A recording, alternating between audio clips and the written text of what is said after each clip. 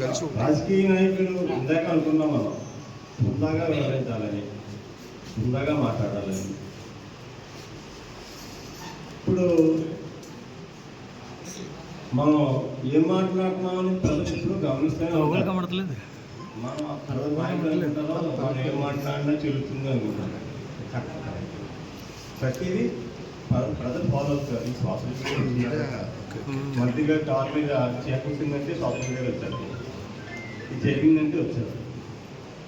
ఈ social media అంత develop అయిపోయింది కాబట్టి ప్రతి నాయకులు కూడా చాలా జాగ్రత్తగా వ్యవహరించాలి, జాగ్రత్తగా మాట్లాడాలి. ఇప్పుడు మన పవన్ కళ్యాణ్ గారు ఉన్నట్టు ఆయన వచ్చిన ఆదాయం మూడు డబ్బులు ఖర్చు పెట్టి ఇప్పుడుంటే సీఎం అయినా అంతకుముందు ఎంత డబ్బు ఖర్చు పెట్టాడైనా, ఎవరికైనా ఉద్యోగాలకు లక్షలు పనిచేస్తాడు అయినా. ఇప్పుడు మనం అలాగా ఆ నాయకుడిని మనం చూసాం. ఇప్పుడు మీరు ప్రతిపక్షానికి హోదా ఎప్పుడు పెరుగుతుంది, వాల్యూ ఎప్పుడు పెరుగుతుంది? అధికారంలో ఉన్న పార్టీ ఒక మంచి పని చేస్తే మంచి పని చేయమని చెప్పండి, చూసే లోటు రోడ్డు అని చెప్పండి, అప్పుడు వాల్యూ పెరుగుతుంది. ఏ మంచి జరిగిన విమర్శిందా చెడు చేసే అలా కాదు. ఇప్పుడు మనిషికి ఇప్పుడు వాల్యూ పెరుగుతుంది, ఒక మంచి పని చేసినప్పుడు వాల్యూ పెరుగుతుంది.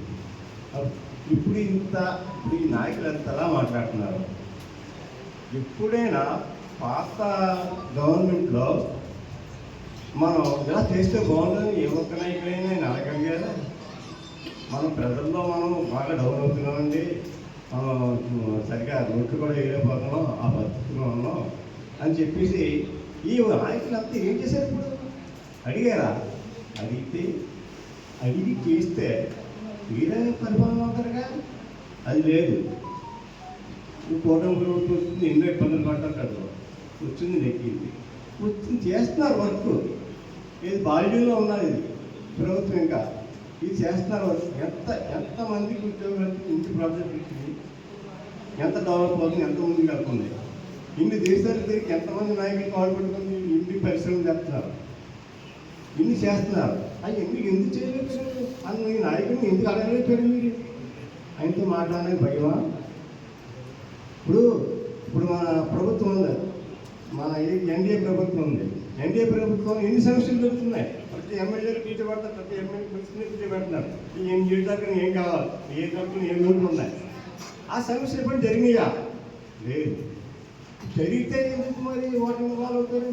అలాగా ఇది ఖచ్చితంగా ఈ పార్టీలో జరుగుతుంది.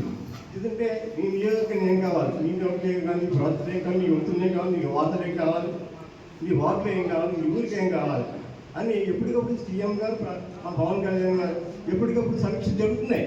సమీక్ష జరిగినప్పుడే నాయకుడు ప్రజల్లో ఉన్నప్పుడే ఈ ప్రభుత్వం నిలుస్తుంది, నాయకుడు నిలుపుతారు. అంతేగాని ఎందుకు ఈ లేనిపోని వ్యక్తిగత విమర్శలు అన్నీ బాగా లోతుగా నారాలు ఎంచేదంటే జనరేషన్ మారిపోయింది. వరకు రోజులు వేరు. కాంగ్రెస్ గవర్నమెంట్లో ఇందిరాగాంధీ గారి టైంలో అమ్మ వచ్చింది, మన హరిబాబుని నిలబెట్టారంటే ఓట్లు వేసింది, 5 ఏళ్ళ దాకా మళ్ళీ కనిపించి ఉండేది అంతే. కానీ ఇప్పుడు రాజకీయం అలా లేదు, టోటల్ చేంజ్ మారిపోయింది. ఈ రాజకీయం అంటే ప్రజలు ఎనీ టైం 24 hours ప్రజల్లో ఉండే నాయకుడే మళ్ళీ నెక్కుతాడు. అది మాత్రం ప్రతి నాయకుడు గుర్తుపెట్టుకోవాలి. అంతేగాని విమర్శలు చేసి